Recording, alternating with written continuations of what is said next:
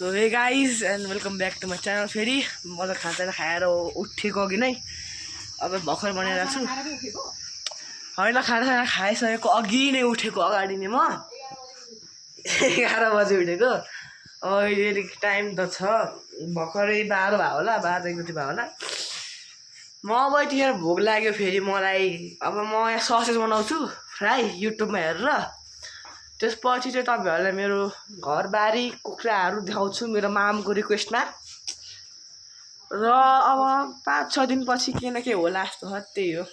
Okay, अब म तपाईँसित पछि भेट्छु। हे गाइस, अब जोइस्टिकसित अब यही हो होइन। भर्खरै फेरि सुतेर उठेको क्या। फेरि म यतिखेर कति हो 3 बजीतिर सुतेछु अनि फेरि उठेको। अब घरको बाटो यस्तै छ होइन। यस्तै मेरो घर फेरि होइन। अब माछा लाडेको छु म होइन।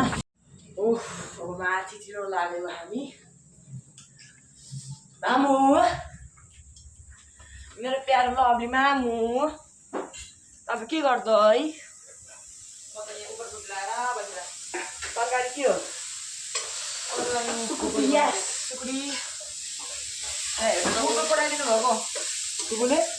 कुन कुकुर? पम्फा कुकुरले। धन्न कुकुर, धन्न फुपू चाहिँ आउनु भएन छ नाम है। फुपू आएको भए त मलाई ल्याइन्छ। कहाँ ल्याइदिएको भन्दै माया भनेर मैले कुरो बुझ्नु तपाईँले। कति माया गर्छ फुपूले मलाई। ओ मेरो बाबा चाहिँ बाबा, मेरो बाबा चाहिँ तपाईँहरूले देखाउँ न मेरो कोठा। अब भगवान् कोठा पूजा रुम देखाएर देखाउनु हुँदैन देखाउने।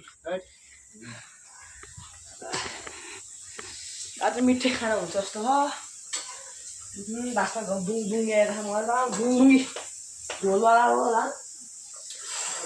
मलाई मिठो लाग्छ नि मलाई सुरु त। यहाँ 1-2वटा फोटोहरू खिच्छु, 1-2वटा सर्ट्स नाइट टाइमको बेला जोइस्टिकले काठमाडौँको त्यस्तै छ हावा देख गाइज होइन।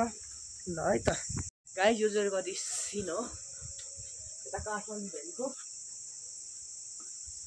ओहो कति चिसो भएर हावा आएर होइन। अब त यतातिर पनि देखाइदिनु म होइन। यतातिर आउनु त, यतातिर चाहिँ फुल डार्क जस्तो छ होइन। यतातिर जङ्गल, रातितिर जङ्गल चिसो बाटो जे होस् राम्रै हो यो एरिया। मलाई घरको चाहिँ मन परेको।